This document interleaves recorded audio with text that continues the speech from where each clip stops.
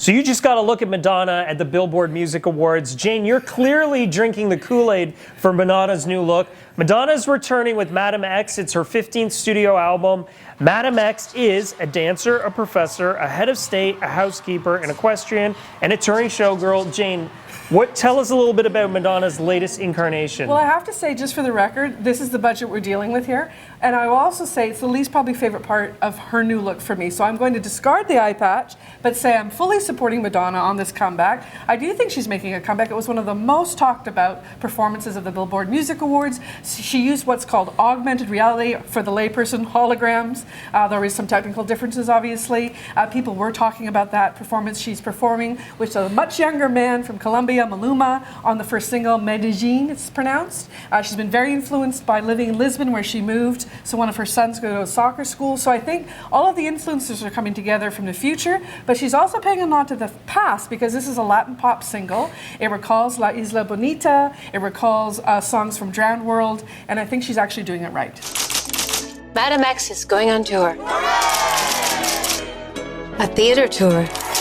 Okay, and Madonna also announced an intimate tour, no Canadian dates, yes. But this is your chance to see Madonna probably in the smallest venue we've seen her in since maybe the start of her career in the 1980s. Absolutely, and maybe she's just trying to get, shake things up, get people's reaction. Oh my God, we can see Madonna for the first time in, like, say, 30 years in a small tour. Sadly, right now, it's New York, Los Angeles, and Chicago, multi-nights in each city in a theater. There are more dates to come throughout the world. Sadly, not a Canadian date yet, but I'm thinking maybe she waits till Massey Hall reopens, brand new theater in Toronto, to play multiple nights, and it could happen in 2020.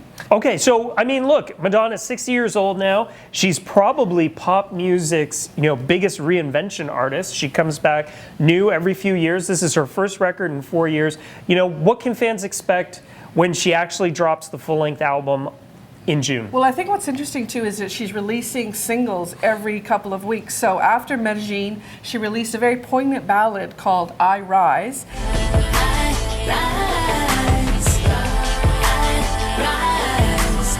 And at the same time, she got an award from GLAAD for her work with HIV and AIDS. When I made the film Truth or Dare, I had no idea it was going to inspire so many gay men to A, give blowjobs to Evian bottles,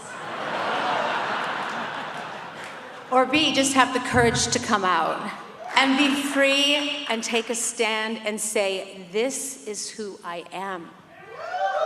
Like it or not, okay? So she's doing it in a smart way. You're getting a new single every couple of weeks. So by the time we get the album drop on June 14th, we'll know half of the album. And that will probably help album sales because let's face it, there's only a handful of artists, Taylor Swift, Beyonce, Ed Sheeran, who sell 1 million plus albums these days. Okay, so listen, Jane, Madonna's been around since the early 80s. She's come and gone and come and gone. She's never gone away. Why do you think she's resonated, and why do you think she's still maintained her popularity for all these years? Well, like my all-time favorite artist, David Bowie, she is the master of reinvention.